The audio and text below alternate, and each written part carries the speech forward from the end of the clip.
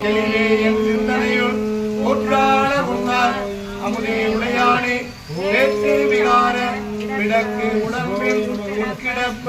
காத்தே நம்மையா அருணையோ என்று என்று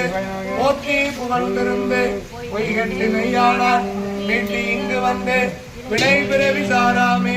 கள்ள புலக்குரம்பை கட்டளிக்க வல்லானே நள்ளிருளில் நட்டம் பயின்றாடும் நாதனே பிள்ளையில் கூட்டனே தென்பாண்டி நாட்டானே அல்லல் பிறவி